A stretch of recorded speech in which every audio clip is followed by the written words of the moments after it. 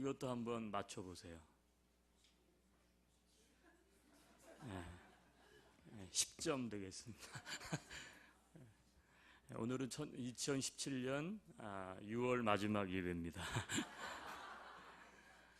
이것이 어떤 의미를 갖느냐 하면 우리가 1월 1일 시작한 지 딱 절반이 왔다, 그런 뜻이에요. 절반이 되었습니다. 우리가 옷을 주일날 올 때는 여러분들이 다 깨끗하고 좋은 옷들을 입고 오시지만, 여러분 일터에 제가 신방을 하거나 혹은 어떤 마트에 갔을 때 이제 성도분들을 맞닥뜨릴 때가 있어요. 그러면 서로 놀래요. 저도 놀라고 여러분도 놀라고. 왜냐하면 주일날 입고 화장했던 그 모습이 아니고 전혀 다른 분으로 나타나 있기 때문에 그래요. 저도 뭐 이렇게 편하게 이렇게 다니고. 근데 그때 보면 여러분들이 일터에 계실 때 보면 옷을 입고 계신데 뭐 이렇게 신사복 입고 계신 직종에 있는 분들만 그렇지, 대부분은 그쵸, 그냥 편한 옷 입고 계세요. 근데 대부분 보면 이제 오래 입어서 편한 옷을 입고 계셔요. 근데 지금처럼 이렇게 컬러풀하지 않고 색도 진하지 않고 오래되어 가지고 편해지다 보니까, 편한 옷은 오래 입은 옷이 편한 옷이에요, 사실. 그렇죠? 대체적으로 보면 빛이 바랜 옷들을 입고 계십니다. 그래서 노랬던 옷이 누래지고 그렇죠?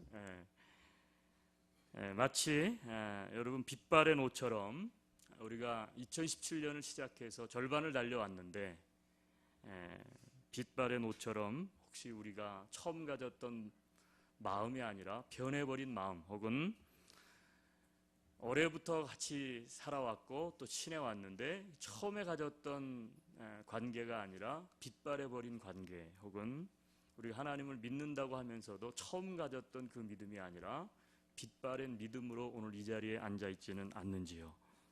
그래서 오늘은 제가 이 부분에 대해서 한번 우리 삶을 돌아보면서 또 하나님의 은혜를 나누는 시간을 가지기 원합니다.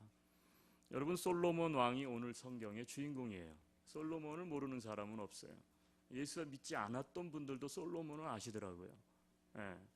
왜냐하면 솔로몬 왕, 그러면 도대체 뭐가 이 솔로몬 왕을 솔로몬 왕 되게 했을까? 무엇이 그에게 있어서 더 많이 가지고 있는 것일까?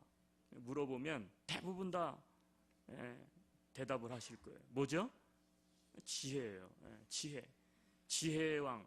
세상에서 솔로몬의 지혜를 당할 사람이 없어요. 근데 솔로몬은 지혜만 왕이 아니고, 솔로몬은요 실제 아주 뛰어난 이스라엘의 왕이죠. 뿐만 아니라 솔로몬처럼 잘 산 사람이 없어요. 부자예요. 부자. 그래서 이런 것을 대답하는데 아마 1초도 안 걸릴 거예요. 솔로몬은 도대체 뭐가 그렇게 뛰어납니까? 그러면 대답하는데 1초도 안 걸려요. 지혜. 그렇죠? 왜냐하면 우리가 소망하고 누리고 싶은 모든 것을 그가 가지고 있었기 때문에 그래요. 한번 생각해 봐요. 왕이요, 왕. 권력, 명예를 가지고 있어요. 자, 지혜로워요. 똑똑해, 사람이. 부자예요. 무엇이 더 필요하겠어요? 뭐 이런 소리는 할 것도 아니지만, 부인은 몇 명이나 있어요? 1000명이나 있어요. 뭐가 부족하겠어요, 이런 사람이? 그래서는 안 되겠지만 우리 중에는 야, 솔로몬 내가 갖고자 하고 내가 인생에서 원하는 거 다 가지고 있네. 그거 아니겠어요? 여러분, 솔로몬이 어떻게 그렇게 우리가 갖고 싶고 추구하고 싶고 되고 싶고 하는 모든 것을 다 가질 수가 있었는가? 여러분, 그것은 성경을 보면 하나님의 은혜 때문이죠. 하나님은 그의 아버지 다윗의 뒤를 이어서 왕이 된 이 솔로몬, 근데 이 솔로몬이 어린 나이에 왕이 됐는데 하나님이 보시니까 다윗에게 있었던 그 마음이 솔로몬에게도 있는 것을 발견했어요. 열왕기상 3장 우리 한번 돌아가 볼까요? 오늘 성경 열왕기상 11장인데 3장으로 한번 가보겠습니다.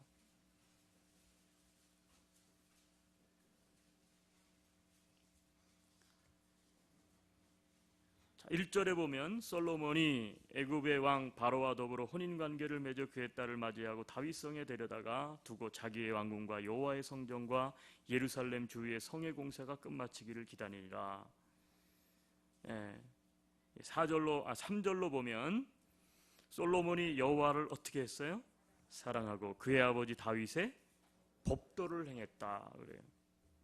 하나님을 사랑하고 그리고 그의 아버지 다윗의 법도, 그 선왕 자기 아버지의 법도를 잘 행했다는 거예요. 근데 4절 이하에 보니까 기브온으로 솔로몬이 번제를 드리러 갑니다. 그런데 그 밤에 솔로몬의 꿈에 하나님이 나타납니다. 5절이죠. 하나님이 이르시되 내가 네게 무엇을 줄꼬 너는 구하라. 그랬더니 6절이 아주 기가 막힌 대답이에요. 같이 한번 읽읍시다.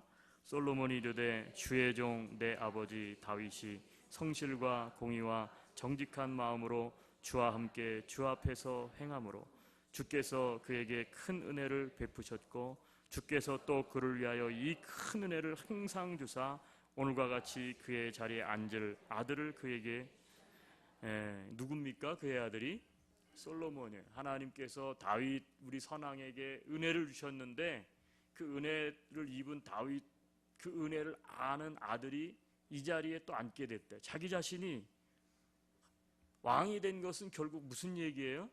아버지 다윗에게 하나님이 은혜를 주셨던 것처럼 나 또한 하나님의 은혜 때문에 이 자리에 앉게 됐습니다. 아주 겸손하죠? 그런데 7절에 이런 고백을 해요. 나의 하나님 여호와여 주께서 종으로 종의 아버지 다윗을 대신하여 왕이 되게 하셨사오나 그 다음에요. 종은 작은 아이라 출입할 줄을 알지 못하고 주께서 택하신 백성 가운데 있나이다. 그러니까 얼마나 겸손한지 왕이 됐는데 자기를 하나님 앞에서 나는 출입할 줄도 알지 못하는 작은 아이와 같다. 이건 무슨 고백입니까? 하나님이 나를 돌봐주시지 않고 하나님이 나를 가르쳐 주시지 않으면 나는 이 백성들을 다스릴 수도 없고 이 자리를 지킬 수도 없다, 그런 뜻이죠. 그러니까 이것을 하나님이 들으시고는 마음에 큰 감동을 얻었어요. 그래서 10절과 11절에 솔로몬이 이것을 구하매 그 말씀이 주의 마음에 든지라. 이에 하나님이 그에게 이르되 네가 이것을 구하도다. 자기를 위하여 장수를 구하지 아니하며 부도 구하지 아니하며 자기 원수의 생명을 멸하기도 구하지 아니하고 오직 송사를 듣고, 그렇죠, 백성을 분별하는 지혜를 구한 거죠. 백성을 분별하는 지혜를 구하였으니 내가 네 말대로 하여 네게 지혜롭고 총명한 마음을 주노니 네 앞에도 너와 같은 자가 없었거니와 네 뒤에도 너와 같은 자가 일어남이 없으리라. 그러면서 13절에 진짜 우리가 갖고 싶은 거를 얘기하시죠. 뭐라고요? 내가 또 네가 구하지 아니한 부귀와 영광도 내게 주노니 내 평생의 왕들 중에 너와 같은 자가 없을 것이라. 하나님 지혜를 구했죠. 내가 하나님의 백성들을 잘 다스려야 되는데 내가 어린아이와 같아서 분별할 능력이 나에게 없다. 지혜를 달라. 하나님이 감동을 한 거예요. 그 솔로몬의 순수한 마음, 겸손한 마음, 그리고 하나님을 향한 그 사랑, 하나님의 은혜가 무엇인지를 아는, 그래서 지혜도 주시고 구하지 않은 부귀와 영광도 선물로 주셨어요. 여러분 질문을 드리죠. 솔로몬은 어떻게 그렇게 지혜롭게 되었습니까? 누구 때문에? 어떻게 그렇게 부귀 영화를 누릴 수 있었습니까? 누구 때문에? 오늘 성경을 읽은 거 보면 그것은 하나님 때문이에요. 자, 그러나 솔로몬 왕이 늙어가면서 그가 가졌고 누렸던 모든 것보다 더 중요한 한 가지를 잃어버렸는데 그 한 가지가 무엇이냐? 제가 질문을 하면 여러분 뭘 잃어버린 것 같아요? 예? 초심이라고 말하는 분은 주보를 너무 많이 보신 분이에요. 교회 오시면 주보를 오랫동안 보시면 시험 드니까 보지 마세요. 제가 교회 이렇게 보니까 교회 다니면서 신앙생활 하다가 이렇게 시험 드는 유형 중에 한 분이 주보를 너무 집착하시는 분들이 시험에 들더라고요. 주보에 내 이름이 있나, 뭐, 그쵸? 그리고 설교를 이렇게 미리 제가 여기다 올리잖아요. 이게 목장 모임 때문에 이렇게 하는 건데, 저는 따끈따끈한 게 좋다 생각해서 이번 주 지나고 다음 주에 올리면 다 잃어버리잖아요, 여러분들이. 의미 없어서 이렇게 올리는데 미리 와서 또 막 정독을 하셔 이걸 다. 그리고 또 설교를 들으면 괜찮은데 목사님이 여기에 있는 거하고 좀 없는 내용을 설교하시네. 그렇죠. 그리고 이거 맞춤법이 틀렸네. 뭐 이런 이제 생각들을 하시면 은혜가 안 되는 거예요. 그리고 뭐 근래 오신 분들이 좀 많으셔서 이왕 말이 나왔으니까 이 교회는 왜 하나님 앞에 헌금을 드릴 때는 오른손이 하는 일을 왼손도 모르게 하라 그러고 은밀하게 하라 했는데 헌금란에 사람 이름을 집어넣었을까? 이건 제가 목회 철학 중에 하나예요. 하나님 앞에 헌금하는 게 부끄러운 게 아니에요. 아멘이세요? 하려면 당당히 하십시오. 아멘. 또 한 가지 의미는 하나님 앞에 하나님이 물질을 우리에게 주시고 우리에게 물질 또한 하나님께서 다스리신다라고 하는 믿음의 고백이기 때문에 저는 이 교회 담임 목회자로 있는 동안 여러분 성도들이 헌금한 이름을 여기다 넣어요. 저는. 왜? 교육시켜야 되니까. 어떤 교회는 뭐 은밀히 해서 뭐 이렇게 헌금하면 안 보이게 넣으라 그렇게 얘기하는데 저는 그렇게 생각하지 않아요. 여러분 어때요? 이게 굉장히 부담되시죠? 부담되실 거예요. 여기 이름이 올라가는 게. 근데 되셔야 돼요.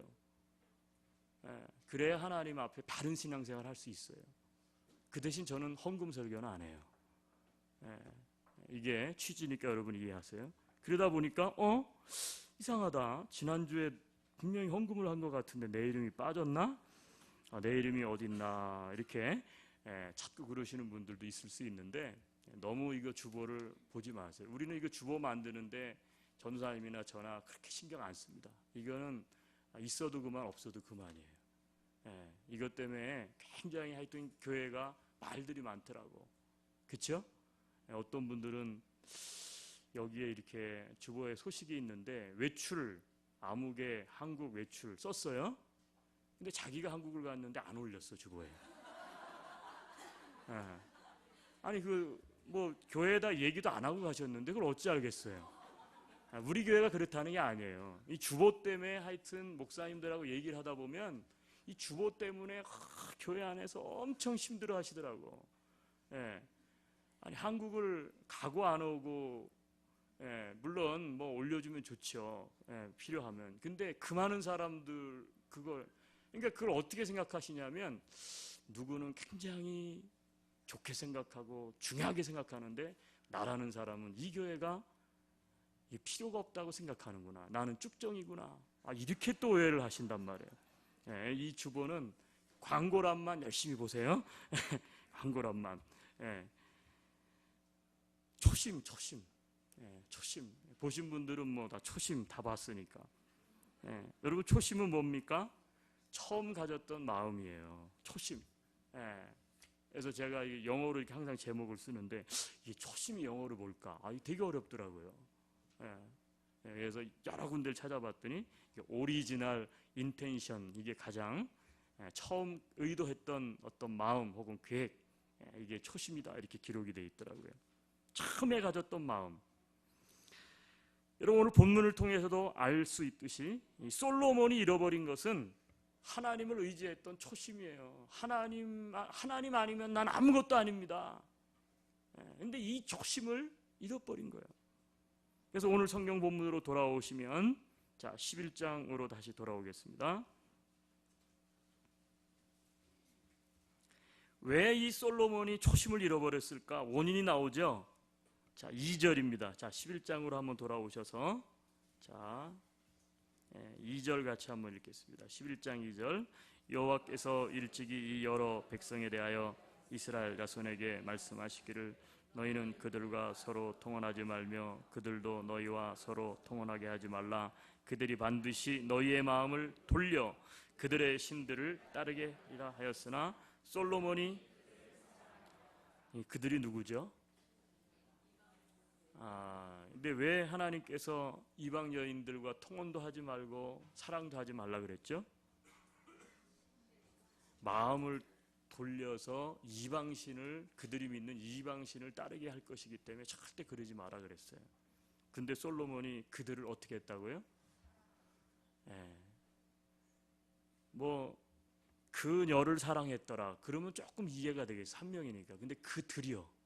자, 그들이 얼마나 많은지 3절 보세요. 자, 3절 시작. 왕은 후궁이 700명이요 첩이 300명이라 그의 여인들이 왕의 마음을 돌아서게. 와, 그들이 몇 명입니까? 도합 1000명이요. 우리 백제 의자왕이 궁녀를 몇 명을 뒀다고요? 3000궁녀를 뒀다 그러는데, 우리나라가 이런 것에서는 으뜸이야, 그죠? 절대 지지 않아. 솔로몬도 못 당해. 근데 이 솔로몬은 이게 아주 고대의 사람 아닙니까? 700명, 첩이 300명. 근데 문제는 뭐예요? 그의 여인들이 왕의 마음을 돌아서게 했다는 거예요. 그게 4절이죠. 솔로몬이 나이가 많을 때 그의 여인들이 그의 마음을 돌려 다른 신들을 따르게 하였으므로, 그 다음에 중요해요. 4절. 왕의 마음이 그의 아버지 마음과 같지 아니하여 그의 하나님 여호와 앞에 온전하지. 아까 우리가 읽었던 3장에서는 그의 마음이, 이 다윗의 마음이 누구와 같다 그랬어요? 그의 아버지의 마음과 같다 그랬잖아요. 근데 그의 마음과 같지 않아요. 근데 언제 그렇게 됐습니까? 솔로몬이 나이가 많을 때. 어렸을 때 나는 작은 아이입니다 했을 때는 여호와를 사랑하며 그렇게 이야기했는데, 지금 나이가 들었을 때는 누구를 사랑해요? 하나님을 사랑하는 게 아니라 그들을 사랑하며.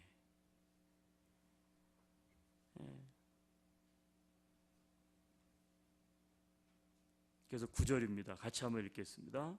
솔로몬이 마음을 돌려 이스라엘의 하나님 여호와를 떠남으로 여호와께서 그에게 진노하시니라. 솔로몬의 마음을 어떻게 했어요? 돌렸다는 거예요. 그리고 하나님을 떠났다. 초심을 잃어버린 거예요. 여러분, 결국 어떻게 됐습니까? 오늘 읽었지만 12절, 13절, 내 아들의 손에서 어떻게 돼요? 왕의 이 고난을 빼앗을 거다 내가, 하나님이. 그래가지고 다윗과 내가 택한 예루살렘을 위해서만 한 지파만 너에게 주고 나머지 지파는 네 신하에게 주리라 그랬어요. 솔로몬의 신하 가운데 하나가 여로보암이에요. 북이스라엘을 창립한. 결국은 자기 아들 때, 여로보암 왕 때 어떤 일이 벌어졌습니까? 나라가 남북으로 분열이 돼요. 사울과 다윗과 솔로몬 때가 통일 왕국 시대예요. 그런데 자기의 아들 로보암이 왕이 되자마자 나라가 자기의 믿었던 신하 여로보암에 의해서 북이스라엘과 남유다로 나라가 나누어져요. 마치 우리나라 역사처럼 그렇게 됩니다. 여러분, 오늘 성경을 통해서 우리는 왜 이런 비극이 초래될 수밖에 없었는가를 생각해 볼 필요가 있다고 생각해요. 왜 이런 비극이 솔로몬에게 일어났습니까? 이유는 하나예요. 그가 처음 가졌던 하나님과의 초심을 잃어버렸기 때문에 그래요. 여러분, 신앙인에게는 누구나 그 하나님을 향한 믿음의 초심이 있어요. 그런데 세월이 지나면서 마치 빛바랜 옷처럼 처음에는 아주 선명했어요. 예수 그리스도를 향한, 십자가를 향한 붉은 예수 그리스도의 보혈에 대한 확신, 그 붉은 십자가가 우리의 심령에, 우리의 영에 각인되어져 있었어요. 그거 붙잡고 살았고, 그거 붙잡고 이민생활했고, 그거 붙잡고 어려운 고난을 넘어갔어요. 근데 시간이 지나고 어때요? 붉은 십자가의 보혈의 은혜가 점점 빛을 발해가지고 이게 빨간색이어야 되는데 이게 주홍빛인지 무슨 빛깔인지 알 수가 없어요. 여러분, 우리의 믿음도 바래버리지는 않았습니까? 사도 바울은 초심을 잃어버린 사람들을 향해서 그래서 이렇게 경고해요. 제가 세 번역으로 갈라디아서 3장 3절인데요. 갈라디아서 3장 3절. 방송실에 안 계시네. 제가 읽겠습니다. 여러분은 그렇게도 어리석습니까? 성령으로 시작하였다가 이제 와서는 육체로 끝마치려고 합니까? 이렇게 돼 있어요. 세 번역은. 갈라디아 사람들아, 너희가 어리석도다. 우리가 가진 개역개정에는 성령으로 시작하였으나 이제 와서는 너희가 육체로 마치려느냐? 여러분, 우리가 성령으로 시작했다가 믿음으로 시작했다가 하나님으로 시작했다가 이제 와서는 육체로 마치려느냐? 이게 사도 바울의 경고였죠. 갈라디아 사람들을 향해서. 저는 사도 바울이 또 다른 교회였던 빌립보 교인들을 향해서 축복하며 확신했던 이 말씀을 오늘 혹시 내 믿음이 좀 빗발했고 내 삶이 좀 빗발했고 처음 가졌던 그 초심을 잃어버린 것 같다라고 한다면 오늘 빌립보서 1장 6절 이 말씀을 우리가 좀 붙잡았으면 좋겠어요. 우리 이것을 한번 찾읍시다. 빌립보서 신약성경 1장 6절.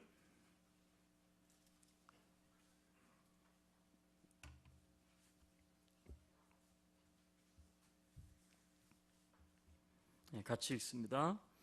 너희 속에 착한 일을 시작하시니가 그리스도 예수의 날까지 이루실 줄을 우리가 확신. 너희 안에, 그렇죠? 너희 속에 착한 일을 시작하시니가 그리스도 예수의 날까지 이루실 줄을 우리가 확신하노라. 아멘. 여러분, 착한 일은 여러 가지 의미가 있겠죠. 여러분, 그 시작하셨던 그 처음, 그 초심, 그것이 그리스도 예수의 날까지 이루어지시기를 주님의 이름으로 축복합니다. 이 초심을 버리지 마세요. 다시 붙잡으시기를 바랍니다. 자, 하나님과의 초심도 있지만 이 말씀을 우리가 삶 가운데 적용해 본다면 사람과의 관계 속에서의 초심이라는 게 있어요. 사람과의 관계. 연애할 때 남자가 여자를 보면서 이렇게 말한대요. 아, 자기는 먹는 것도 예쁘다. 그러다가 이제 연애 시절이 끝나고 결혼을 해요. 그러면 이제 신혼 시절에 막 먹으면 좀 더 먹어, 좀 더 먹어. 괜찮아, 좀 더 먹어. 그런데요. 근데 10년 이상 살고 나면 이렇게 말한대요. 돼지같이 먹기만 하냐? 바뀌는 거죠. 먹는 게 예뻤다가 그냥 뭐 먹어 더 먹어 이랬다가 이제는 뭐예요? 돼지로 보이는 거예요. 돼지같이 먹기만 하냐? 여러분, 나쁘게 변하는 부부죠. 날이 갈수록 좋아져야 되는데, 그죠? 어떤 친구가 자기 친구에게 물었습니다. 자네 아내는 어떤가? 그랬더니 그 친구가 대답을 이렇게 하더라고요. 결혼할 때는 참 깜찍하더니 지금은 끔찍해. 그러더라는 거예요. 결혼할 때는 그렇게 깜찍했는데 지금은 끔찍하게 변해버린 거예요. 여러분, 사람 중에는, 우리가 대인관계 중에는 세 가지 유형의 사람이 있어요. 처음처럼 끝까지 한결같은 사람이 있어요. 처음에 우리가 관계하고 처음 했던 그 마음을 그대로 가지고 관계도 그렇게 하는 사람이 있어요. 오늘 요 시간만큼은 절대 옆을 보지 마세요.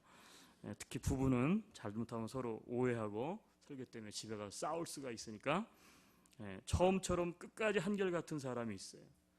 그런 말 있죠. 초심이 종심이어야 된다. 처음 마음이 종, 마지막같이 같은 마음이어야 된다는 거예요. 자, 처음처럼 끝까지 한결같은 사람이 있는가 하면 어떤 사람이 있어요? 처음과 끝이 다른 사람이 있어요. 처음에는 좋았어요. 근데 끝이 안 좋아. 여러분, 대인관계도 마찬가지죠. 처음에는 뭐 자기가 필요할 때, 뭐 자기가 좀 뭐 도움이 할 때는 막 이렇게 했는데 나중에 이제 도움이 필요할 데가 없어졌어 이제는. 그러면 어떻게 돼요? 언제 내가 그랬냐는 둥 싹 안면을 바꾸는 거예요. 다 한 번씩은 경험이 있으시죠? 그런데 이런 사람도 있어요. 세 번째 사람, 처음보다 끝이 더 좋은 사람. 처음보다 끝이 더 좋은 사람. 여러분, 우리가 처음보다 끝이 더 좋아야 되죠, 물론. 근데 참 어려운 얘기예요, 그죠? 근데 그렇지 않으려면 최소한 처음부터 처음처럼 끝이 한결같은 사람은 돼야 될 거 아니에요. 처음과 끝이 나쁘게 다른 사람은 되지 말아야 될 거 아니에요. 아멘이세요? 여러분 한번 생각해 보자고요. 사람과의 관계 속에서 내가 뭐 부부 관계도 그렇고, 뭐 교우들 관계 속에도 그렇고, 사회 동료, 직장, 다 관계 속에서 나는 어떤 사람인가, 어떤 사람이 되어야 될까? 처음처럼 끝까지 한결같은 사람, 처음과 끝이 다른 사람, 처음보다 끝이 더 좋은 사람.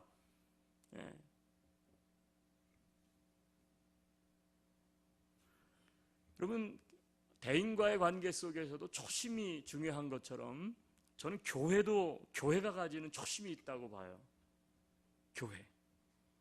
우리 안디옥 교회가 하나님 앞에 가져야 되는 초심이라는 게 있어요. 우리가 지난 주일이 창립 이제 주일이어서 수용성 있는 교회가 되자 이런 말씀을 전했는데, 여러분 요한계시록의 7교회에 보면 첫 번째 등장하는 교회가 어느 교회예요? 에베소 교회예요. 근데 에베소 교회는 처음에는 너무너무 좋았어요. 처음에는 에베소 교회만큼 좋은 교회가 없어요. 그래서 요한계시록 2장 2절로 3절에 보면 이렇게 칭찬을 했어요. 내가 네 행위와 수고와 네 인내를 알고 또 악한 자들을 용납지 아니한 것과 자칭 사다라 하되 아닌 자들을 시험하여 그 거짓된 것을 내가 드러낸 것과 또 내가 참고 내 이름을 위하여 견디고 게으르지 아니한 것을 아노라. 이 칭찬이잖아요. 인내했다, 고난을 이겨냈다, 게으르지 아니했다, 악한 사람들을 용납하지 않았다, 진리를 따랐다는 거예요. 그런데 4절에 가니까 예수님이 아주 호되게 책망을 했어요. 계시록 2장 4절에 가니까 그러나 뭐라고요? 너를 책망할 것이 있나니 너의 처음 사랑을 버렸느니라 그랬어요. 처음 사랑, 하나님을 가졌던 그 순수한 열정, 에베소 교회가 가졌던 하나님이 주셨던 그 비전, 이것을 버렸다는 거예요. 처음 사랑을 버렸다는 거예요. 처음의 순수함을 버렸다는 거예요. 첫 열정을 버렸다는 거예요. 여러분, 에베소 교회는 나쁘게 변한 거예요. 나쁘게. 그래서 주님께서 이렇게 경고합니다. 5절에 그러므로 어디서 떨어진 것을 생각하고 회개하여 처음 행위를 가지라. 만일 그리하지 아니하고 회개치 아니하면 내가 네게 임하여 네 촛대를 그 자리에서 옮기리라. 어디서 도대체 떨어졌느냐, 도대체 뭐가 문제냐, 그거를 잘 생각해서 회개하고 처음 행위를 다시 가져라, 다시 돌아가라는 거예요. 그리 아니하고 회개치 아니하면 내가 네게 임하여 그 촛대를 네 자리에서 옮기리라. 촛대를 옮긴다는 거예요. 여러분, 촛대는 하나님의 영광을 옮기겠다는 거예요. 여러분, 밤이에요. 여기 촛불이 하나 있는데 생각해봐요. 껌껌한데 촛불이 있으니까 지금은 보이지만 촛불을 다른 데로 옮겨버리면 어떻게 돼요? 깜깜해. 아무것도 안 되는 거예요. 교회에 성령 하나님의 은혜와 역사가 옮겨져 버려. 그러면 교회는 어떻게 돼요? 깜깜하는 거예요. 깜깜한 거예요. 그러면 어떻게 됩니까? 그게 끝장이죠. 우리 안디옥 교회가 이제 18살이 됐습니다. 교회에 주신 처음 마음, 비전, 초심을 잃지 말아야 합니다. 여러분, 교회들이 조금 성장하고 커지면 나타나는 아주 전형적인 특징이 있어요. 그게 뭐냐면 변한다는 거예요. 어떻게 변하느냐? 성도가 일단 변해요. 성도들이 예전 같지 않아요. 자꾸 뭐라 그러냐면 사람도 많아지고 그러면 이제는 헌신도 잘 안 하려고 그래. 사람 많으니까. 결국 했던 분들이 어떤 이야기를 하느냐면 그 젊은 사람들도 많고 지금 할 만한 사람들도 많고 뭐 한 사람들도 많고 뭐 하는데 하면 되죠. 그리고 교회가 아무래도 이제 재정이 늘어나니까 어떻게 돼요? 뭐 그거를 우리가 그렇게 바쁜데 그걸 우리가 해야 됩니까? 사람 시켜서 하면 되지. 뭐 이렇게 바뀌어 가는 거야 이제.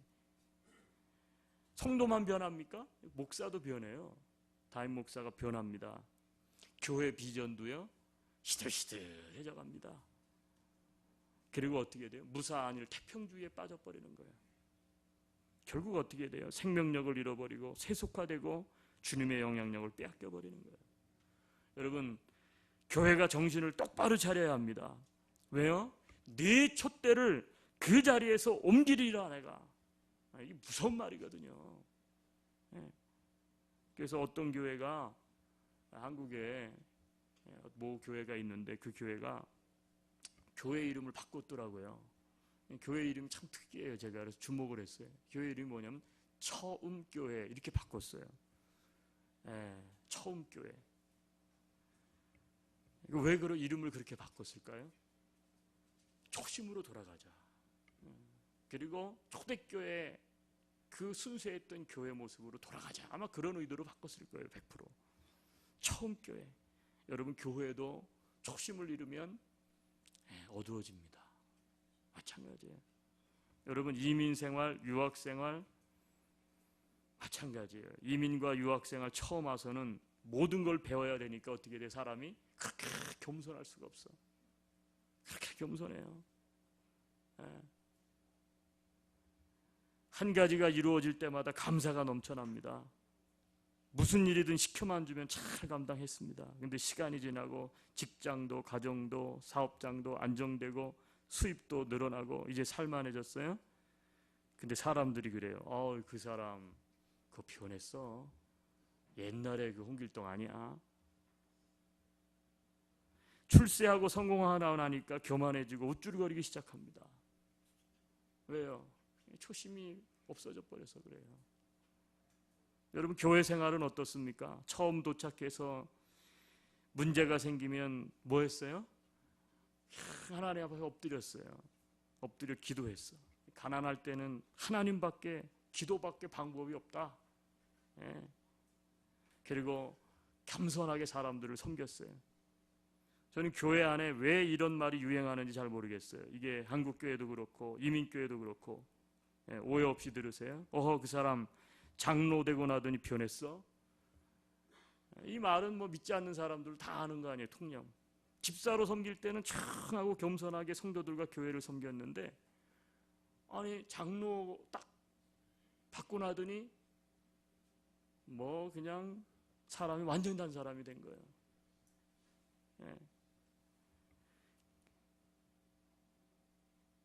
교회 리더십이 되고 나더니 큰 소리를 내기 시작합니다. 말이 없던 사람이 말이 많아집니다. 자기를 드러내기 시작합니다. 대접받으려고 합니다. 그리고 나타나는 게 뭔지 아세요? 서운하고 섭섭한 게 너무나 많아져요. 왜 그렇게 서운한지. 자기를 알아주기를 원하고 처음엔 안 그랬는데 꼭 자기가 뭔가를 해야 되고 뭐를 나타내야 되고 자기를 알아줘야 되는 거예요. 평신도 때는 그러지 않았는데. 그런데 무엇보다도 문제는 교회 생활에 초심을 잃어버린 게 뭐냐? 하나님을 향하여 간절함이 사라졌어요. 기도하지 않습니다. 기도하지 않아요.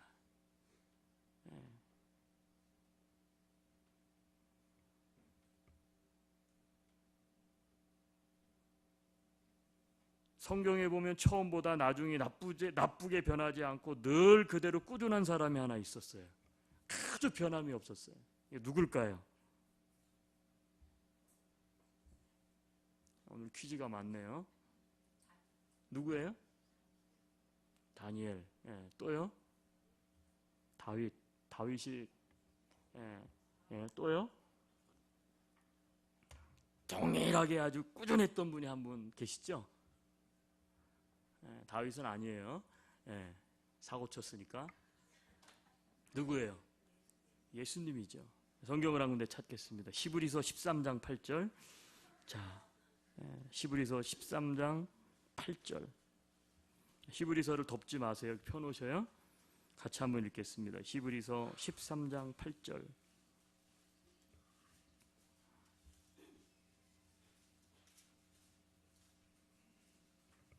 같이 읽습니다. 시작. 예수 그리스도는 어제나 오늘이나 영원토록 동일. 아멘. 우리가 어떤 문제를 만나고 또 이제 신앙생활 하다 보면 이런 좀 컴플레인을 할 때가 많아요. 그렇죠? 어떻게 하나님이 예수님이 이러실 수 있지? 근데 사실 알고 보면 하나님이 변한 게 아니에요. 누가 변한 겁니까? 내가 변한 거지. 내 마음이 변한 거지. 옛날에는 그런 것 갖고 서운해하지 않았어요. 옛날에는 그것이 전혀 내 신앙생활에 문제가 안 됐다고요. 여러분, 하나님이 변합니까? 예수님이 변하셨습니까? 아니요. 예수 그리스도는 어제나 오늘이나 영원토록 동일하셔요. 그러니까 우리의 모본이시죠. 근데 문제는 누가 변하는 거예요? 내가 변하는 거죠.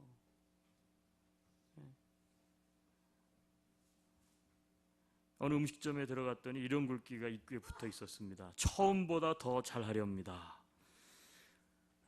여러분, 대체적으로 보면 그래요. 음식점이 개업을 하고 나면 처음에는 어떻습니까? 전부 다 잘합니다. 진짜 잘하죠. 최선을 다합니다. 음식도 맛있게 합니다. 재료도 아끼지 않습니다. 친절합니다.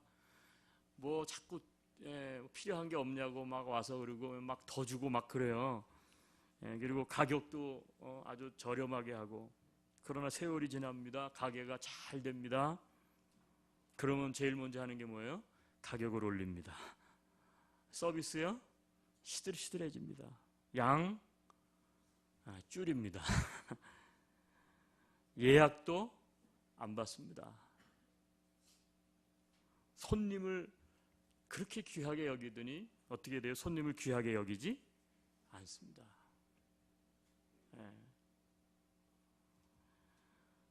여러분, 히브리서 3장 같은 아까 히브리서죠? 아까 13장을 읽었는데 3장으로 갈게요. 3장 14절.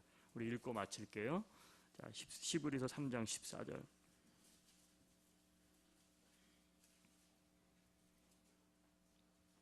같이 한번 읽습니다. 히브리서 3장 14절. 우리가 시작할 때에 확신한 것을 끝까지 견고히 잡고 있으면 그리스도와 함께 참여자가 되리라. 아멘. 우리가 시작할 때에 확신한 것을 끝까지 견고히 잡고 있으면 그리스도와 함께 참여자가 되리라. 사랑하는 여러분, 초심으로 돌아갈 수 있게 되기를 바랍니다. 올해 시작을 할 때 가졌던 초심이 있는데 벌써 반이 지났네요. 반토막 났네요. 처음으로 다시 돌아갔으면 좋겠어요. 바라기는 처음보다 좀 더 잘했으면 좋겠습니다. 아멘. 우리 같이 한번 기도하겠습니다.